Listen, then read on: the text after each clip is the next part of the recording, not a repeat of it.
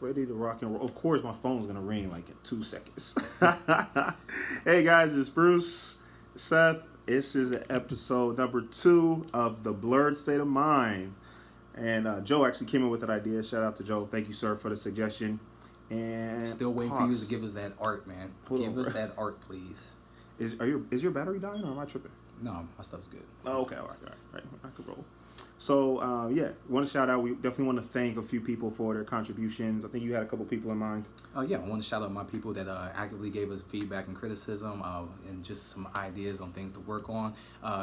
Like I said, shout out to my boy Mike at work for advice and feedback on the lighting and getting a better setup. As you can see now, different background, a little bit better lighting, more neutral background, all that stuff. So Mike, shout out to you. Thank you for that. Thank you, sir. And then also my boy Uriel, thank you for sending all those links. I was able to, kind of get a better idea of how I wanted to proceed. So improvements to come, sir. I promise you that. Thank you for that.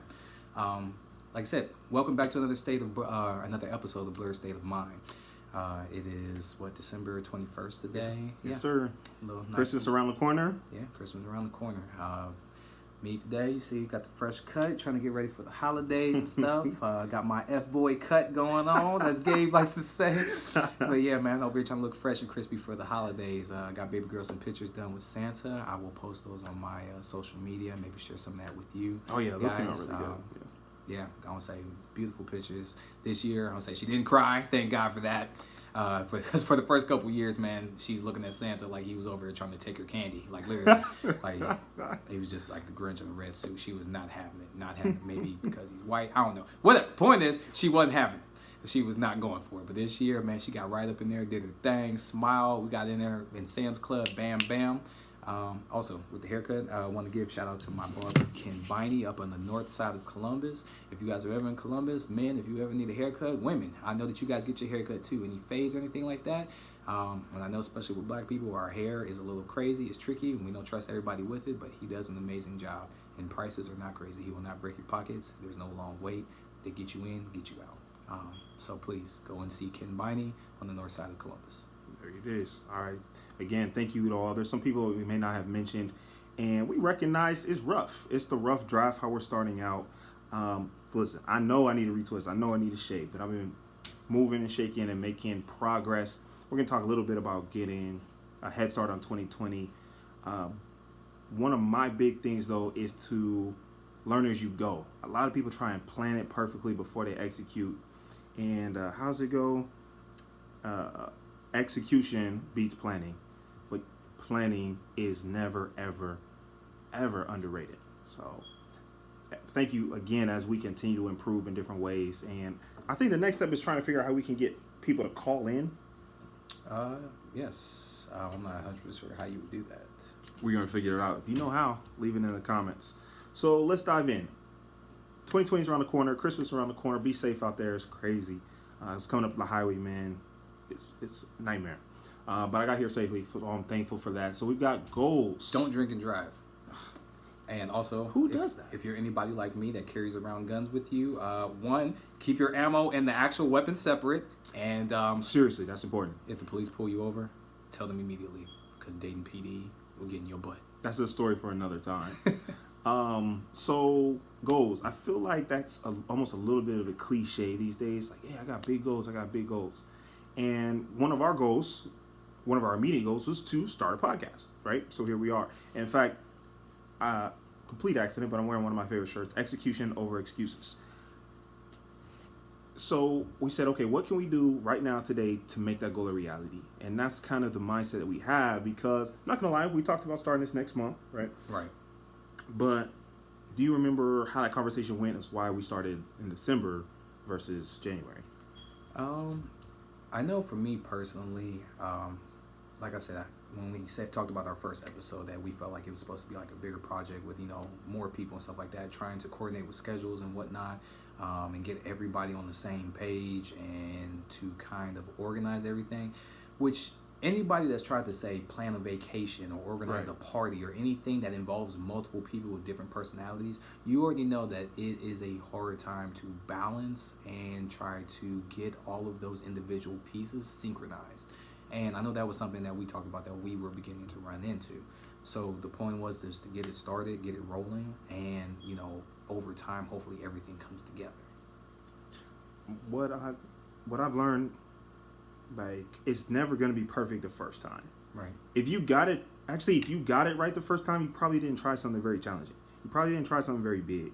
And that's real tough for me because I like things to be executed well. And he's even more perfectionist than I am, where we don't want it to be anything less than perfect. So there's a lot of excuses that could be made, right? Oh, we don't have the mics. That's my bad. I was supposed to pick up some mics on the way. Yeah, we don't have any editing software. Like, there's a lot of reasons that we could have procrastinated, that we could have delayed this.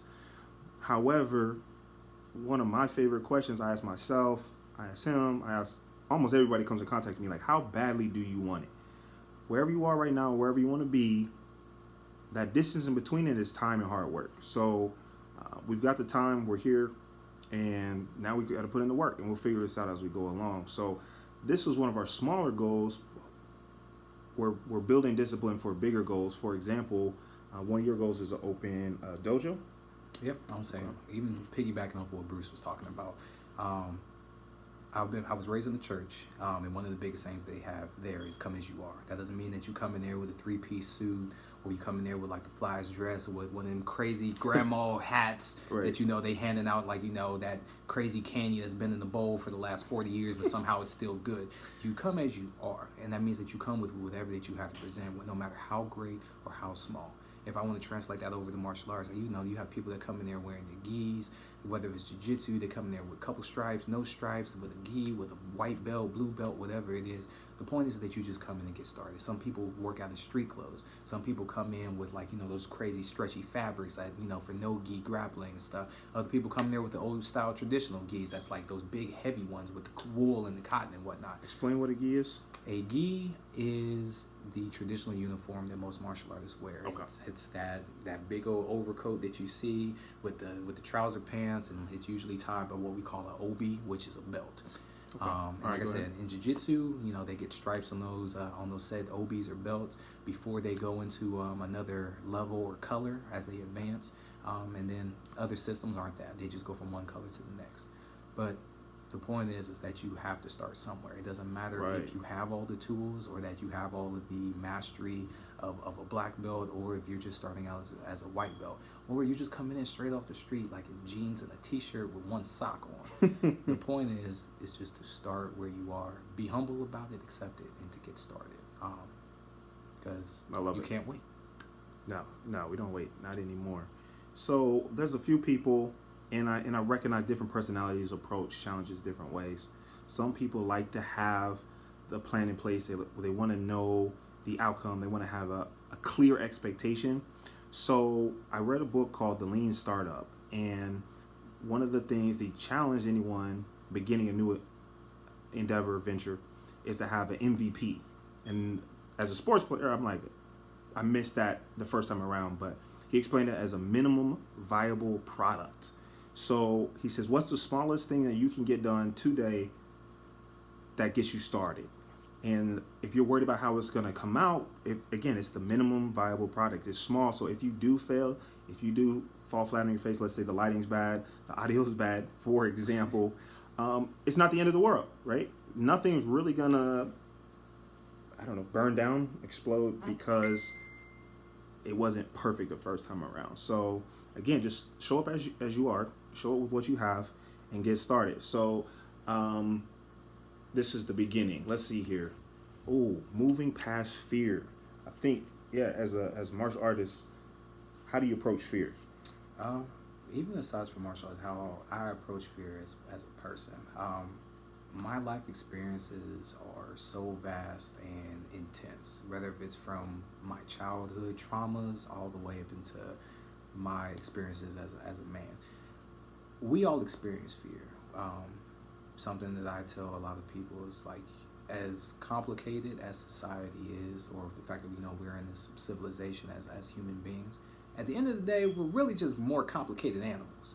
We feel fear, we feel desire, we feel doubt, we feel love, all of those things. We experience all of those emotions, and a lot of people, myself included, like a lot of things come from that from that fear, whether it's that we go running towards it to confront it and overcome it, or some people run away from it. A lot of people talk about that fight or flight response. Yeah. I personally see a lot of people run away from their fears, or like they allow fear to consume and overcome them to the point where they don't even get started on some things because they're afraid of what people are going to say, or how they're going to be judged, or what's going to potentially happen down the road. I don't try to live in that place of fear because I feel like it comes from that place of just not knowing. And in the infamous words of X-Men, everyone fears what they don't understand or what you don't know. True. But the thing is, if you don't go and try to experience it, then how do you ever truly know? Like, I mean, even if you go to a restaurant, it's like, oh, that dish looks interesting, but because it's not what I usually try, it's like, how do you know it doesn't taste good? You got to go and try it. And just because you ask everybody else, you can ask 100 people the same question, and they'll all have different responses. Until you actually take that experience and make it your reality and overcome that fear, then it really doesn't mean anything. You have to overcome it, and you have to go forward and make sure that it is what it is. And even if it doesn't work out the way it's supposed to, at least now you know for certain. You tried it, didn't work out, but now you know. I actually don't have anything to add to that. That's, what he said. So moving past fear, you get started, cool. You pull the trigger, you execute it. The next thing is being consistent. That's where I struggle. I have lots of big ideas. I have lots of goals that add up to a bigger vision, but I'm not always consistent. So one of the challenges for ourselves, and hold us to it, is to produce one every week. And it's said different ways. Darren Hardy calls it the compound effect. John Maxwell, he's a leadership teacher. He calls it Big Mo, short for momentum. But it's all the same concept. Like a little bit over and over and over again leads to big results. So that's probably going to be my biggest challenge for this, is to consistently grow this podcast and see where it ends up. You have anything to add to that? Me personally, I don't have a problem with consistency. My problem is that sometimes I go too hard in the paint. So sometimes when I know it's time for me to let off the gas, maybe just to slow down just a little bit, I'm still over here like full steam ahead, like just keep going, keep pushing. I'm a believer in might makes right, but also at the same time, I believe that you only fail when you quit. And I don't believe, or at least something that I'm personally getting over, is the fact that I've never felt like I have the luxury to fail. Or it's like I don't have, because of the military side of me and everything, like if I mess up in my job, if I don't carry my weight, or I feel like if I effed up, then people's lives are in jeopardy. So I don't have the luxury to quit or to fail or to hesitate or to have those doubts, or like I said, even going back to overcoming fear. I never necessarily felt like I have the luxury to experience those things, because if I don't, like I said, somebody might die if I don't slap this tourniquet on this wound, or if I don't make it to cover like within this 2.5 seconds, or if I'm not returning fire during an engagement.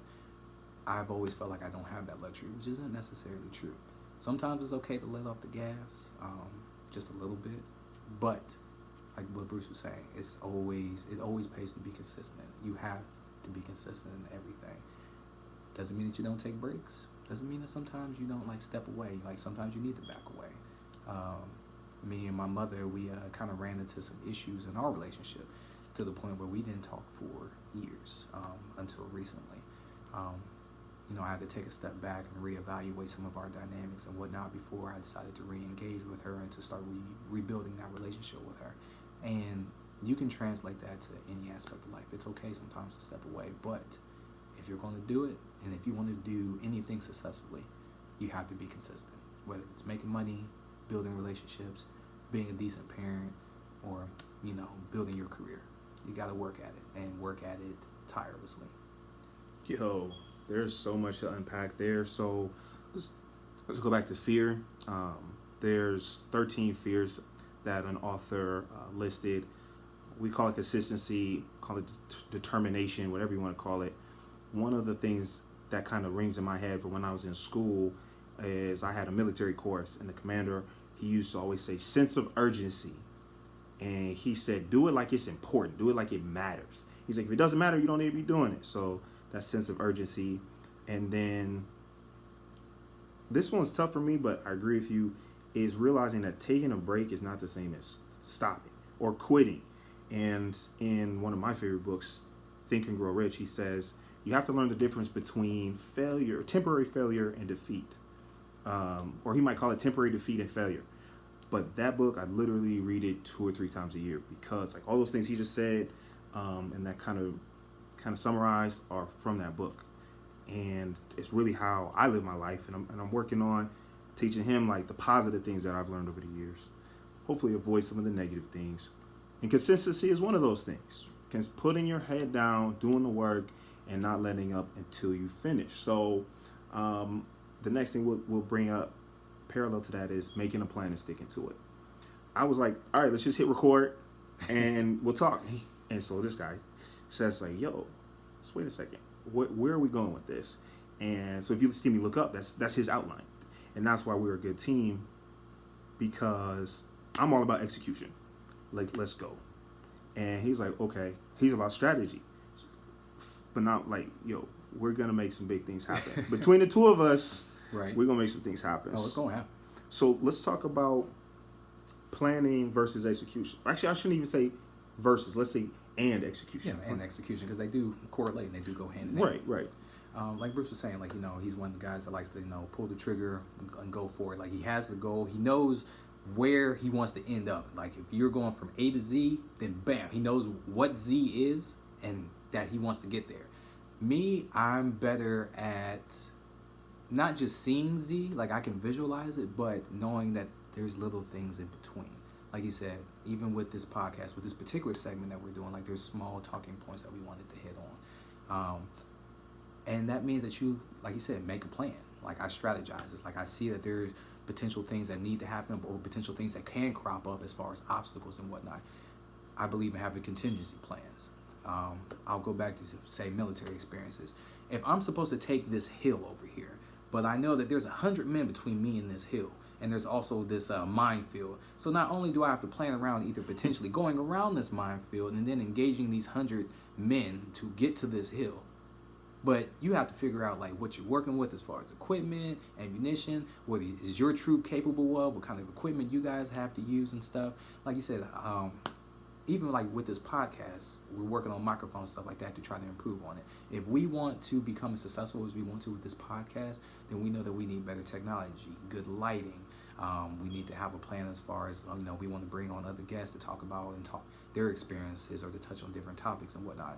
And how do you do that? We have people from other cities, other states, some parts, like other countries for that matter, that may or may not want to come. So how do you do that? Do you meet in the middle? Do I come to you? Do you come to me?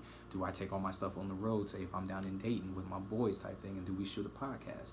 You plan for these kind of contingencies or any contingency that you can think of. Me, because I'm somewhat of a pessimist, I always look for the bad in things. So my mind is always geared to what is the worst case situation that can happen. I'm always planning for that worst case scenario. So my mind, I already have made up what I need to do or what I have to do in order to get past those kind of situations. So you always have to have a plan, or you don't always have to have a plan, but I think that it helps to have one.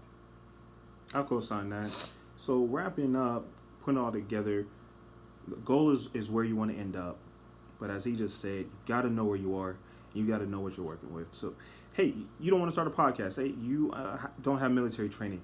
Don't miss the forest for the trees. Excuse me. No worries. Don't miss the forest for the trees, because it could be whatever. You're trying to lose weight. You're trying to get a promotion. Figure out where you want to go. Figure out where you are, and then plan step by step how to get there. One of my mottos, I might get it tatted, is dream big and start small.